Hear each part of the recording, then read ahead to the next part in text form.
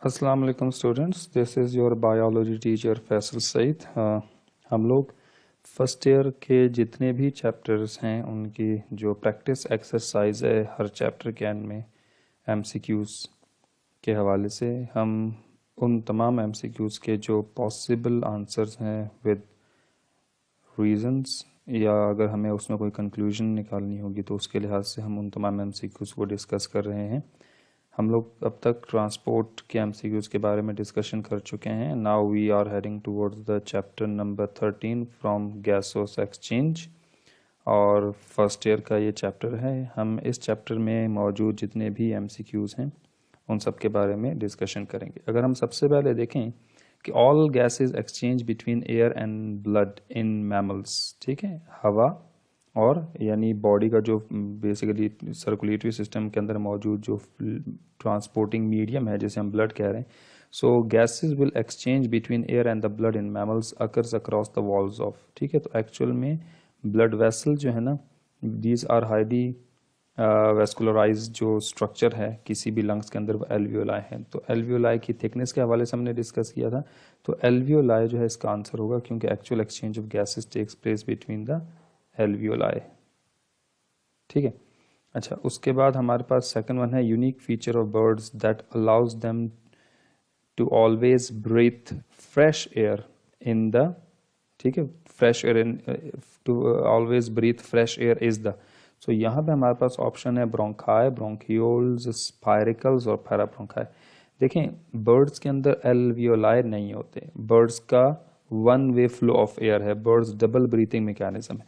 तो वो कौन सा यूनिक फीचर है जो बर्ड्स के लिहाज से उनकी हेल्प करता है? तो बर्ड्स का जो यूनिक फीचर है जो उनको all that always help to breathe fresh air, ठीक है, हम उसको कहते हैं parabronchi. Next, in thoracic breathing exhalation is the result of. जब आप ब्रीथिंग मैकेनिज्म का जिक्र करते हैं तो एक्सहेलेशन यानी जिसमें आप एयर एक्सहेल करते हो, it is the result of number 1 contracting internal intercostal muscles. एक रीज़न तो ये हो सकता है क्योंकि जब इंटरनल इंटरकोस्टल मसल्स कॉन्ट्रैक्ट करते हैं तो रिब्स अंदर की तरफ प्रेस होती हैं, वॉल्यूम कम होता है, एयर प्रेशर बढ़ता है और एयर एक्सहेल हो जाती है। अच्छा, दूसरा है कॉन्ट्रैक्शन या कॉन्ट्रैक्टिंग एक्सटर्नल इंटरकोस्टल मसल। बिल्कुल नहीं, एक्सटर्नल कोस्टल तो इनहेल में हेल्प करते हैं। Contracting muscles attach to the vertebral column, कोई वहाँ पे ज़रूरत नहीं है। Contraction of the diaphragm only, ऐसा भी नहीं है क्योंकि कॉन्ट्रैक्शन जब डायफ्राम कॉन्ट्रैक्ट करता है तो उससे बेसिकली थोरेसिक वॉल्यूम बढ़ता है। तो इसका मतलब इस वक्त हमारे पास जो आंसर होगा दैट विल बी अल्फा, ठीक है, contraction of the internal intercostal muscle. The urge to inhale air results from, ठीक है, इनहेल्ड एयर यानी एयर को इनहेल करने के लिए अगर हम उसकी ज़रूरत फील करते हैं तो हमें उसके लिए करना क्या पड़ता है? Rising of the diaphragm, diaphragm ऊपर आएगा, अगर ऊपर आएगा फिर तो इसका मतलब है वो थोरेसिक वॉल्यूम कम होगा, प्रेशर बढ़ेगा, तो वो तो इनहेल नहीं होगा, ठीक है। अच्छा, तो the urge to inhale air, inhale के लिए हम डिस्कस कर रहे हैं। लोअरिंग ऑफ डायफ्राम, हाँ, लोअरिंग ऑफ डायफ्राम तो इन्वॉल्व है, ठीक है। डायफ्राम नीचे जाएगा तो वो लंग्स को अपने साथ जो है ना वो लंग्स का वॉल्यूम बढ़ जाएगा यानी नेगेटिव प्रेशर डेवलप करेगा।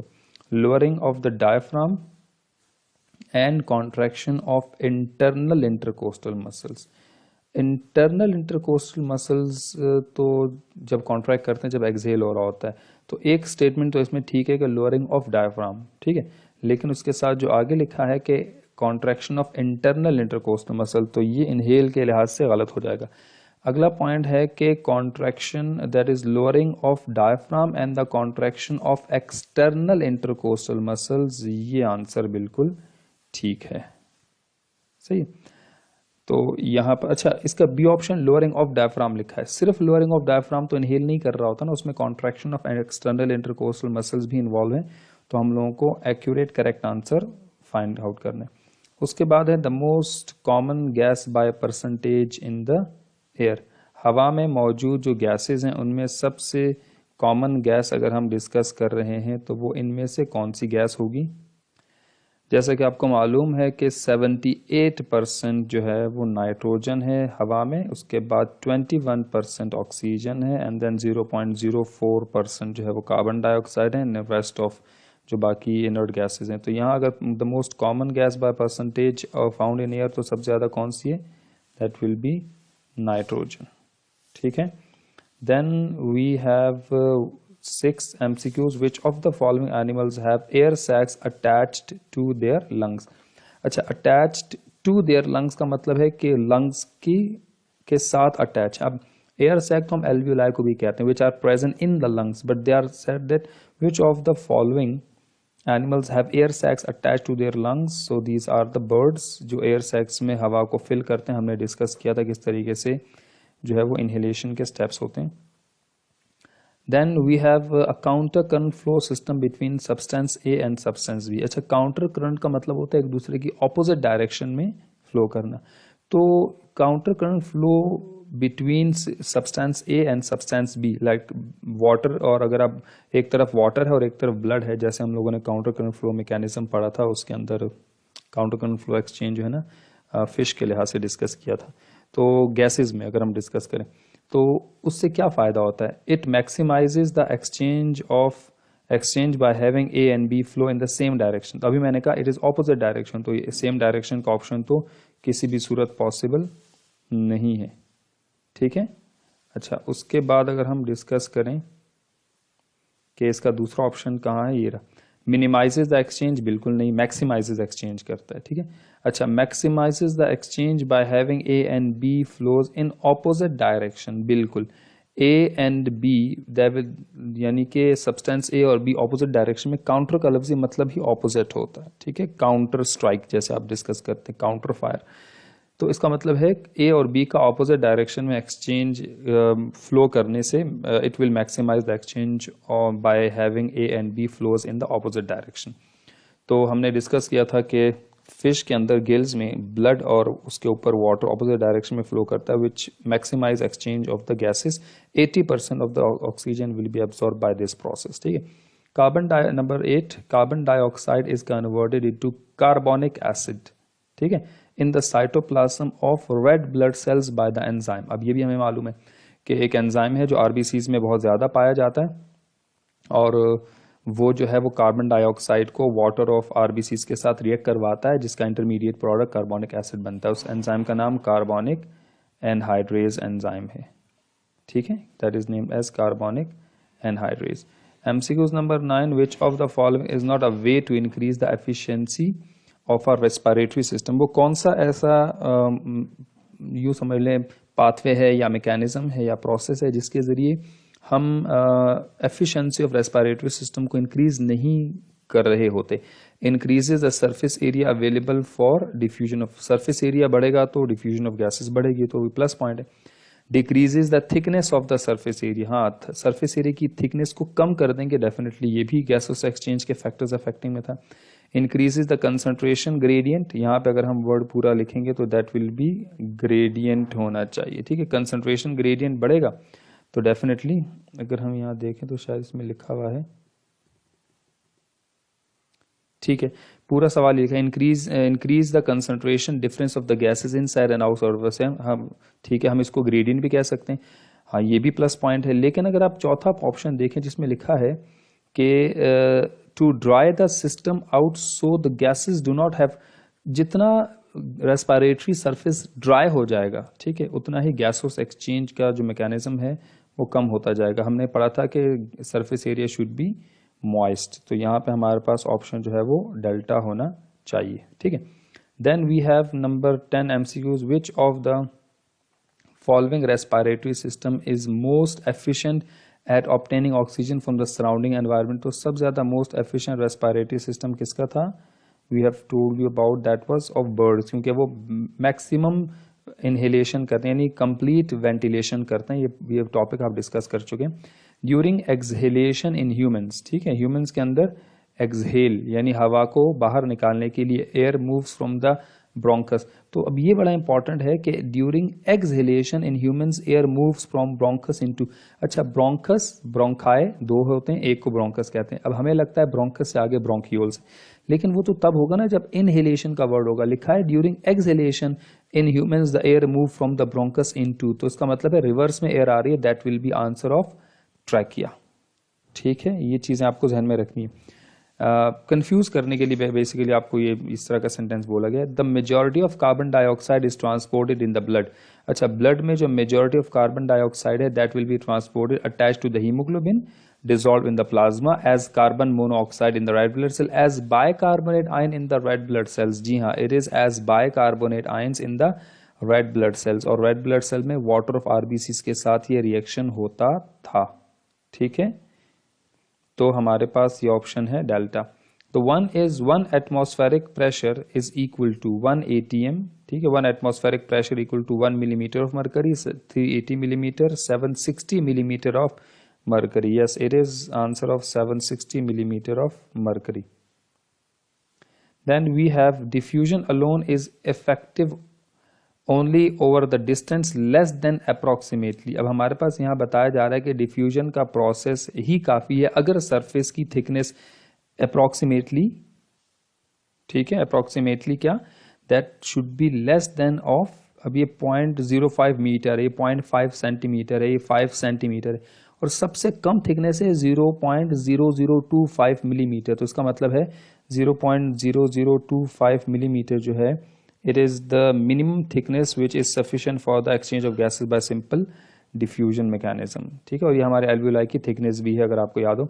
Which of the following animals have tracheal tubes, जिनमें tracheal tube system होता है। ठीक है, तो that was grasshopper, ठीक है, कॉकरोच वगैरह हमने डिस्कस किया था।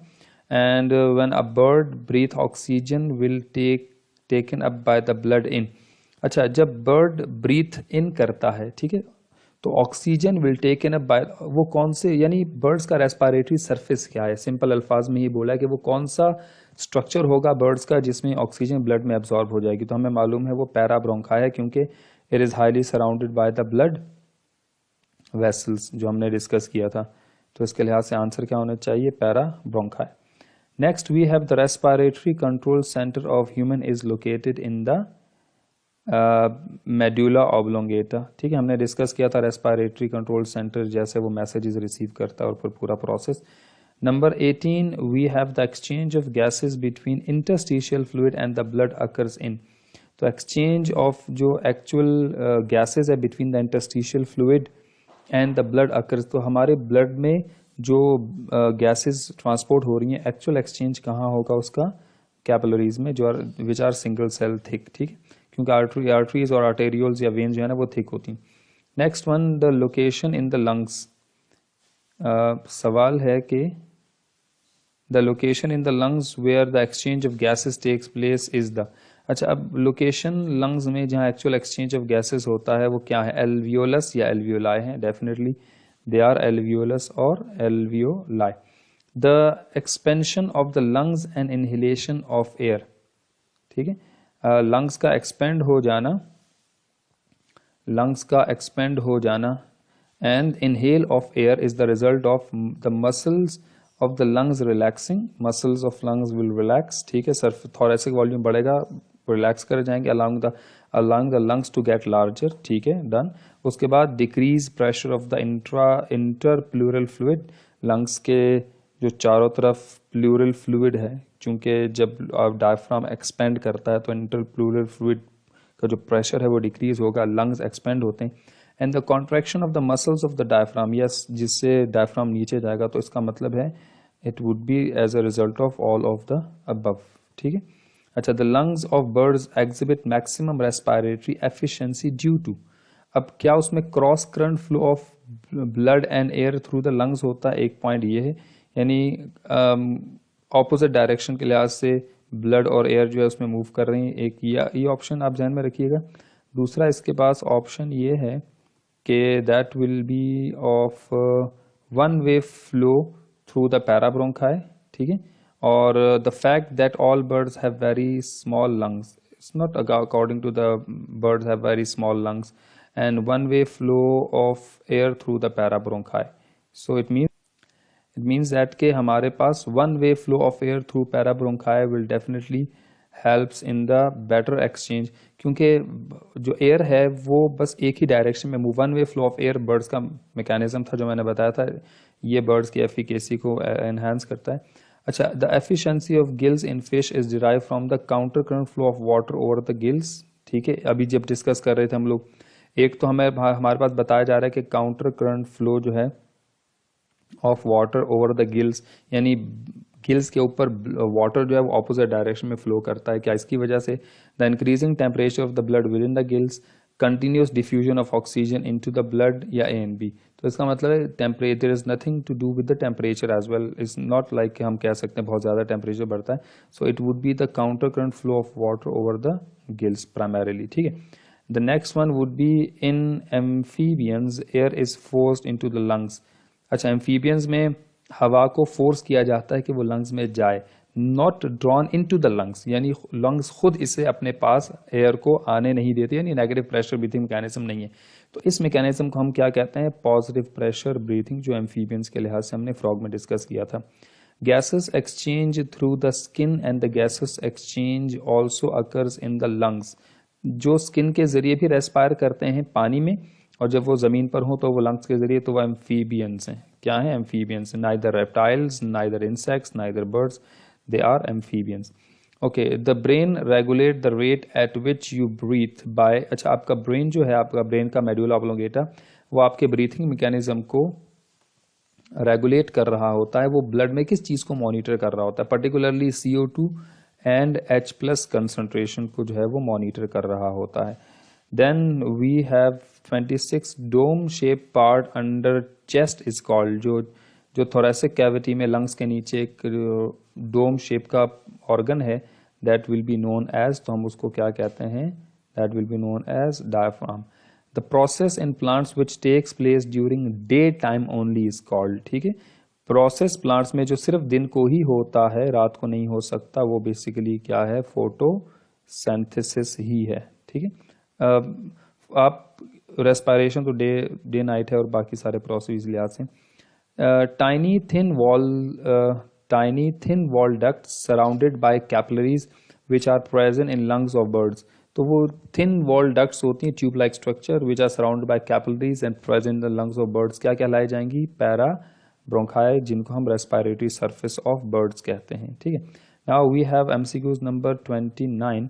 इन humans ciliated epithelium mucus membrane, ठीक है, filter foreign particles to enter in nasal cavity. ठीक है, यानी हमारे पास जो हमारे नॉस्ट्रिल्स हैं, हमारी जो नोज है, उसका जो स्टार्टिंग पॉइंट है, they have some ciliated epithelial cells as well as mucus membrane, जो फिल्टर करते हैं फॉरेन पार्टिकल्स को, ताकि हवा आपकी नाक में से फिल्टर होकर आपकी जो पर्टिकुलर नेजल कैविटी है वहां तक मूव कर सके।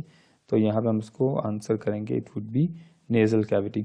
Respiration at organismic level is known as, किसी ऑर्गेनिज्म के लेवल पर जो रेस्पायरेशन होगी, अब देखें ये बड़ी इंपॉर्टेंट चीज़ है। अब हम बात कर रहे हैं ऑर्गेनिज्म लेवल पे, ठीक है, तो हम उसको कहें, जैसे हम कहते हैं ना इनहेल एक्सेल, तो सेलुलर लेवल पे जिक्र नहीं हो रहा, किसी सेलुलर लेवल पे होता है तो वो बेसिकली हमारे पास सेलुलर रेस्पायरेशन अगर हम कहेंगे उसको कहें। लेकिन अगर वो ऑर्गेनिज्मिक लेवल या ऑर्गेनिज्म लेवल पर है, that will be known as breathing, या हम उसको वेंटिलेशन कहते हैं। सिर्फ इनहेल तो नहीं कह सकते ना ब्रीथिंग को, तो इसलिए both A and B, breathing या ventilation would be the answer.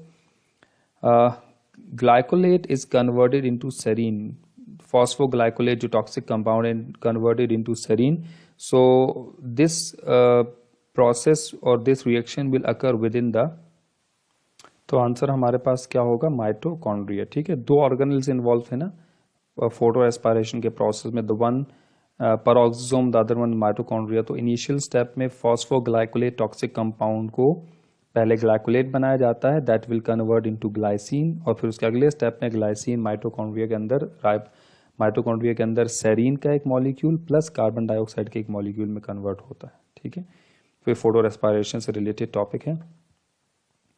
इसके बाद हमारे पास नेक्स्ट वन है रिब्स आर एलिवेटेड। ठीक है, ऊपर व्हेन इंटरनल अब यहाँ पे ज़रा करेक्शन है, इंटरनल और एक्सटर्नल मसल्स का जिक्र हो रहा है। तो इसमें करेक्शन ये है कि देखें सवाल में पूछा जा रहा है कि रिब्स आर एलिवेटेड, ठीक है, एलिवेट मींस रिब्स ऊपर की तरफ आएंगी, ठीक है, ऊपर और बाहर की तरफ आएंगी। तो हमें ये मालूम है कि रिब्स ऊपर और बाहर की तरफ तब निकलती हैं जब एक्सटर्नल इंटरकोस्टल मसल्स क्या करते हैं, कॉन्ट्रैक्ट करते हैं।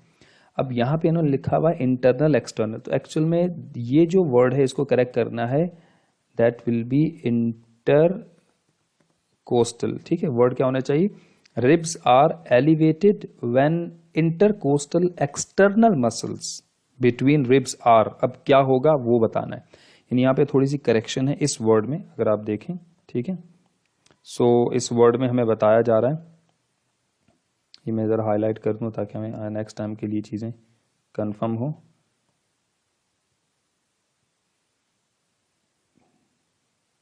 ठीक है, अच्छा, तो ribs are elevated when intercostal external muscles, या आप इन्हें एक्सटर्नल इंटरकोस्टल मसल्स कहें, यही बात है, बिटवीन रिब्स आर, जब वो कॉन्ट्रैक्ट करेंगे तभी रिब्स एलिवेट होंगे और बाहर की तरफ आएंगे। तो यहाँ पे ऑप्शन होना चाहिए हमारे पास, विच वन, एलिवेटेड, ठीक है। और एलिवेट के लिए हम इन मसल्स के बारे में क्या कहेंगे, they are contracted, they will contract, ठीक है स्टूडेंट्स। अच्छा, अब हमारे पास नेक्स्ट वन है conducting tissues which help in transportation. अब ट्रांसपोर्टेशन तो दो है ना, transport of water and minerals भी है, ट्रांसपोर्ट ऑफ शुगर मॉलिक्यूल्स भी है, तो उसके लिहाज से तो हमें दोनों को कवर करना है। तो ट्रांसपोर्टेशन जो है that will be result by the xylem phloem, option would be, यानी वेस्कुलर बंडल्स का ऑप्शन होता तो आप उसको मार्क कर दे, either A and B, xylem and phloem के लिहाज से हम इसको आंसर करेंगे। Next we have average capacity of lungs. Lungs की जो एवरेज कैपेसिटी है to be filled with air, 5000 centimetre cube या क्यूबिक सेंटीमीटर, या हमने कहा था 5 लीटर, तो 5 litre would be the average lungs capacity of both lungs, ठीक है। उसके बाद हमारे पास जो नेक्स्ट वन है दैट विल बी, अगर हम डिस्कस करें, so R U B P is a molecule which act as an, अच्छा, राइबोलोज बायोफॉस्फेट। अब ये आपको इसकी ज़्यादा डिटेल तो इस चैप्टर में नहीं पढ़ी थी, मगर आपने चैप्टर नंबर 11 बायो एनर्जेटिक में जब आप पढ़ रहे थे कौन सा, डार्क रिएक्शन, तो वहाँ आपने डिस्कस किया था, RUBP is a molecule which act as a donator और डोनर, एक्सेप्टर, ट्रांसपोर्टर और मीडियम। तो basically it act as acceptor, और acceptor of RUBP, acceptor of CO2 है, कार्बन डाइऑक्साइड के मॉलिक्यूल को एक्सेप्ट करता है आरयूबीपी ड्यूरिंग डार्क रिएक्शन, ठीक है। तो ये पॉइंट आपके ध्यान में होना चाहिए, एज एक्सेप्टर काम करेगा ये कार्बोक्सिलेशन के स्टेप में, अगर आपको याद हो।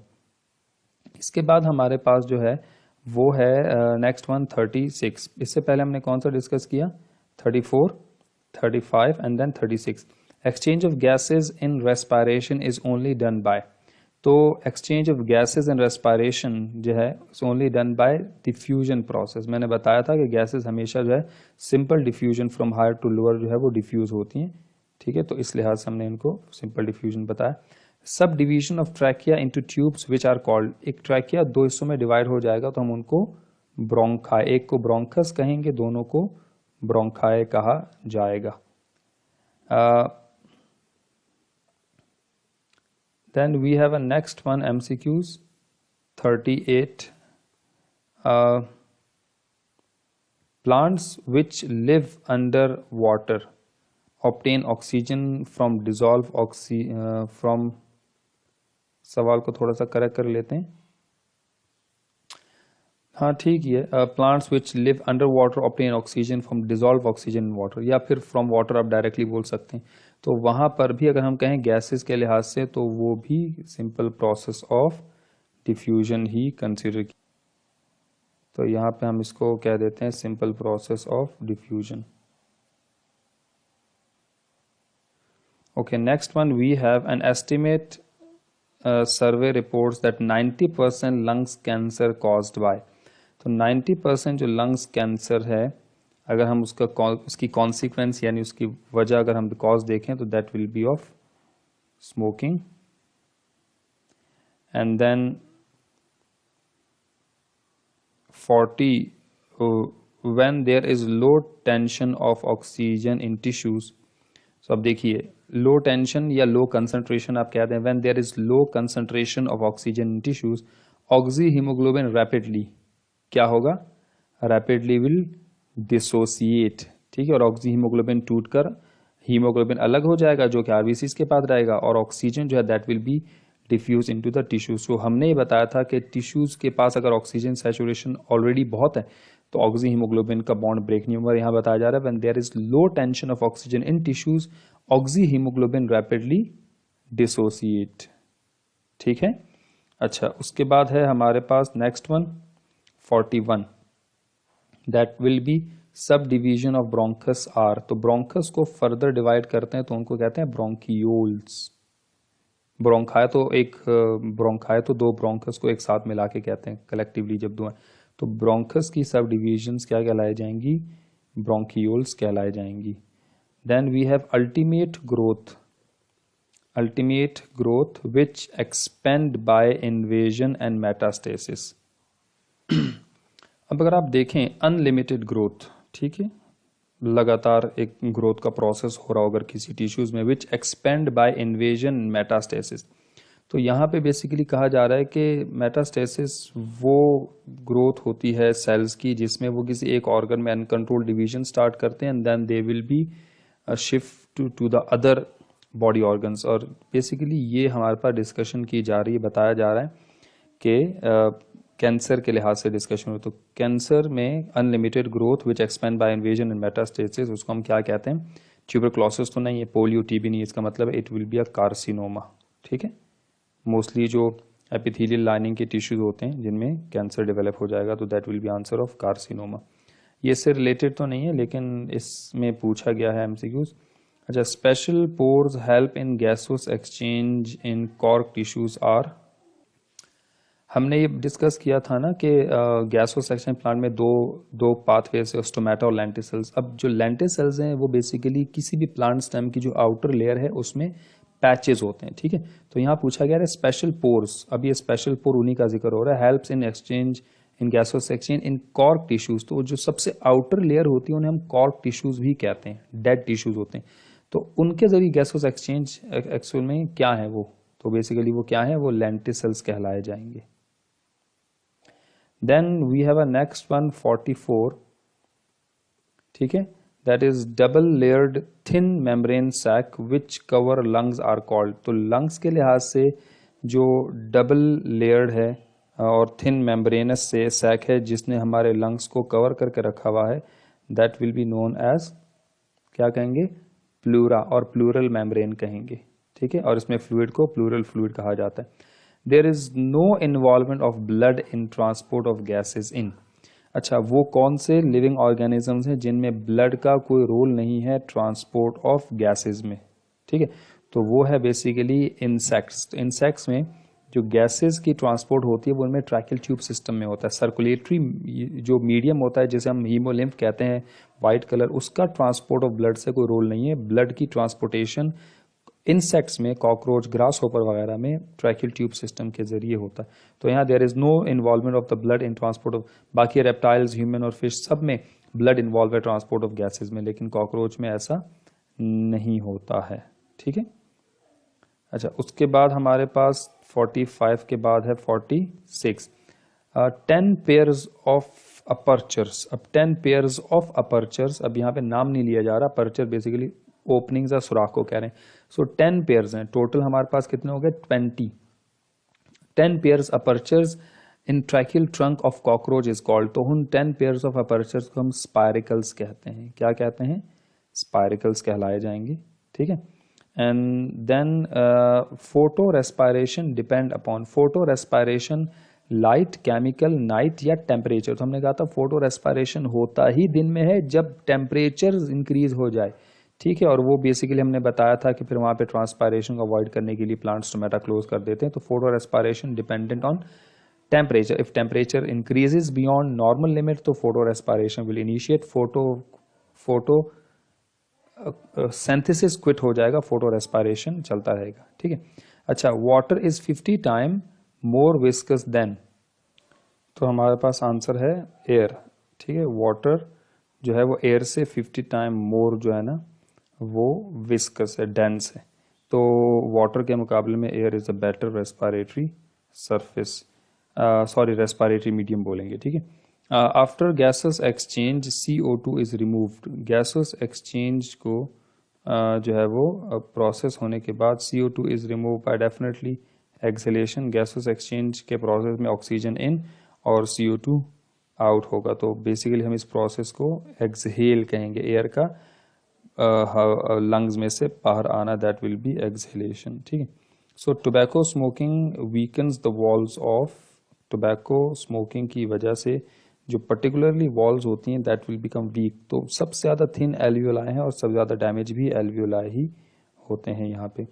Then we have most important metabolic activities of all organism is, तो most important metabolic activity of all organism would be respiration. क्यों कह रहे हैं? क्योंकि respiration is the basic process required to produce energy, ठीक है। चाहे एरोबिक हो चाहे एनारोबिक हो in the form of ATP molecule. तो हम यहाँ पे कहेंगे कि सबसे इम्पॉर्टेंट जो है वो बेसिकली कौन सा प्रोसेस है, that will B respiration. Inflammatory chemicals which give rise to severe contraction of bronchioles, ठीक है। तो अगर आपको याद हो जब हमने डिस्कस किया था कि इन्फ्लेमेटरी रिस्पॉन्स, तो उसमें हमारे पास हिस्टामीन रिलीज होते हैं, ठीक है। अब लंग्स में जब भी किसी चीज़ से कोई एलर्जिक ह्यूमन बीइंग वो पार्टिकल्स इनहेल करता है तो लंग्स के अंदर जो डिफेंस मैकेनिज्म है that will release large number of histamines, and histamines यानी inflammatory chemicals which give rise to severe contraction of the bronchiole. Bronchioles are muscular, so वो जो ब्रोंक्यूल्स है दे विल बिकम कॉन्ट्रैक्ट और diameter जो है कम हो जाता है, जैसे मैंने आपको एक कहानी की मदद से भी बताया था इम्यून सिस्टम में अगर हम डिस्कस कर रहे हैं हाइपर सेंसिटिविटी वाले टॉपिक में, ठीक है। तो इसका आंसर होगा histamines. Ribs and intercostal muscles surround the walls of, ठीक है। तो रिब्स और इंटरकोस्टल मसल जो हैं वो किसको सराउंड करती हैं? डेफिनेटली रिब्स और आपके intercostal muscles they are present around the lungs. Then we have tuberculosis is a disease which is harmless, ऐसा तो नहीं है, कॉन्टेजियस कह सकते हैं आप, कॉन्टेजियस एक से दूसरे को लग सकता है, यस, थ्रू एयरबॉर्न ड्रॉपलेट के जरिए अगर हम डिस्कस करते हैं। देन वी हैव तो यहाँ पे एक हमारे पास ऑप्शन है विनेरल का, थ्रू सेक्सुअल इंटरकोर्स अगर हम कहें उसके ज़रिए जो है वो ये फैलता है, या फैटल बिकम बहुत ज़्यादा डेंजरस अगर हम कहें। लेकिन अगर हम ट्रांसमिशन के लिहाज से डिस्कस कर रहे हैं ना तो इसमें द आंसर वुड बी हमारे पास, अगर हम इसका आंसर देखें so that would be of second one, tuberculosis disease which is contagious, यानी एयरबॉर्न ड्रॉपलेट के ज़रिए जो है वो ये बीमारी फैलती है।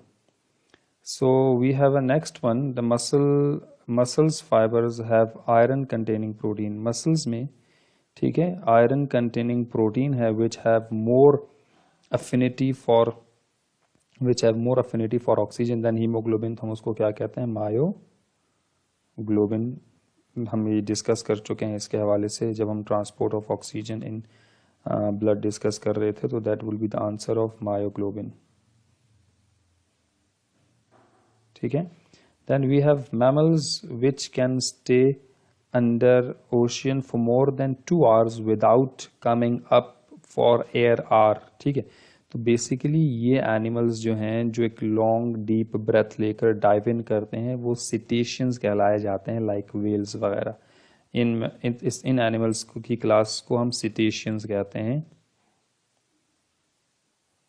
जैसे कि मैमल्स भी लिखा है कि which can stay under ocean for more than 2 hours without coming up for air are, तो वो एक डीप ब्रेथ लेने के बाद डाइव इन करते हैं, तो उनकी जो क्लास है सिटेशियंस क्लास, किंगडम एनिमली में डिस्कस किया होगा आपने।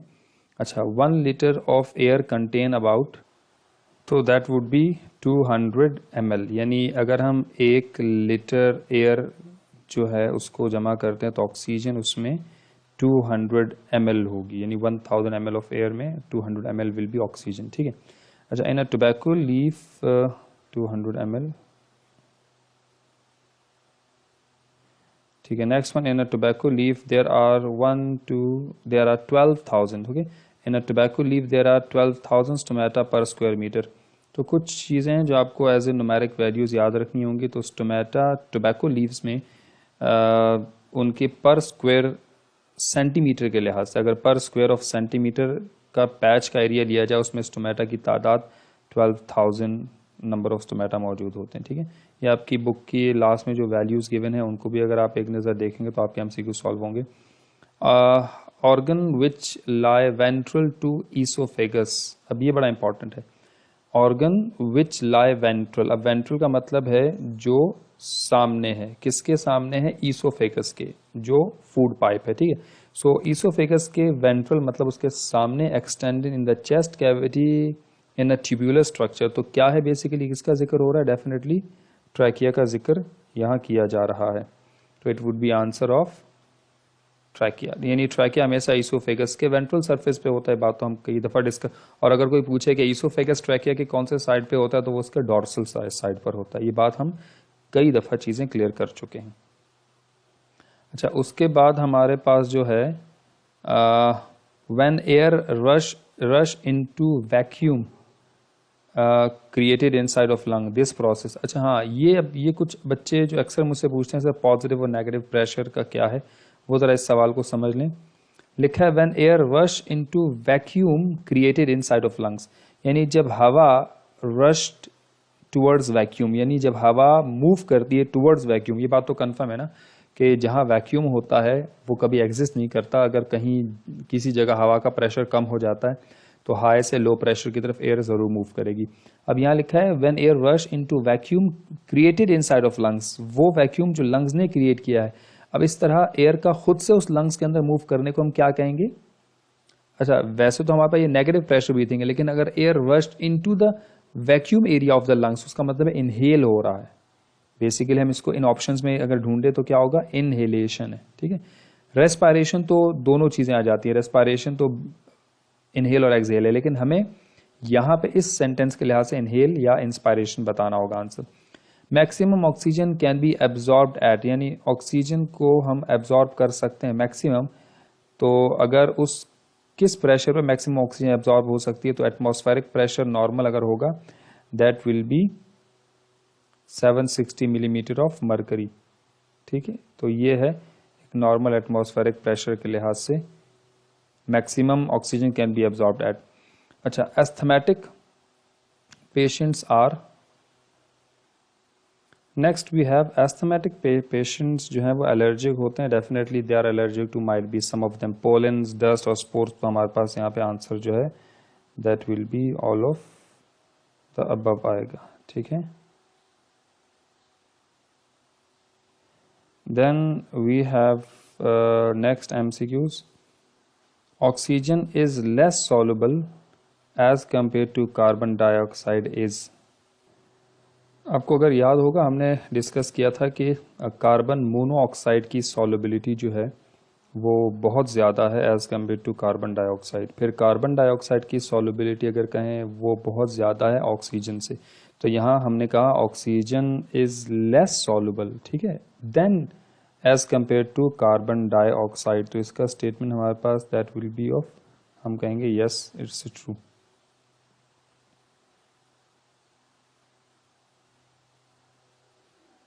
Then we have 64, exchange of gases through diffusion takes place when there is a difference। यानी diffusion का process ही काफ़ी होगा exchange of gases के लिए when there is a difference in the partial pressure, liquid pressure, hydraulic pressure or concentration gradient। So when there is a difference in the concentration gradient of the gases, simple diffusion will takes place। जैसे हमने पहले भी discuss किया था higher to lower concentration। Epithelium is only 2 cell thick which facilitate process of diffusion। यानी यहाँ पे हमारे पास जो 2 या 1 सेल थिकनेस होती है वो काफ़ी होती है जिसमें जो है प्रोसेस हो सके किस चीज़ का? डिफ्यूजन का। तो यहाँ पे हमारे पास आंसर आएगा डिफ्यूजन। अच्छा, mechanical process which consist of 2 phases, inspiration and expiration is called. तो हम उसको पर्टिकुलरली ब्रीथिंग कंसिडर करेंगे, ये बड़ी इंपॉर्टेंट चीज़ है। हम लोग नॉर्मली रेस्पायरेशन कहते हैं, but respiration actually is cellular respiration, ठीक है। अब यहाँ पे चूंकि उसके कंपैरिजन में ब्रीथिंग का वर्ड भी है, so we should go to the breathing process, actually हम उसको ब्रीथिंग प्रोसेस कंसिडर करेंगे, ठीक है। देन वी हैव MCQs जो हमने डिस्कस किया 66, now we are heading toward the 67। और इसके बाद हमारे पास है complex cartilaginous structure present at the upper end of the trachea, ठीक है। ट्रैकिया के अपर एंड पर जो एक कार्टिलेजिनस स्ट्रक्चर होता है that will be known as larynx, ठीक है। स्टार्ट ऑफ द ट्रैकिया जो हम कहेंगे, इसमें वोकल कॉर्ड हमारे साउंड बॉक्स मौजूद है। Oxygen combine with haemoglobin in blood and form, तो ऑक्सीजन हीमोग्लोबिन के साथ ब्लड में मिलेगा, that will make a oxyhaemoglobin, so a structure will be named as oxy haemoglobin.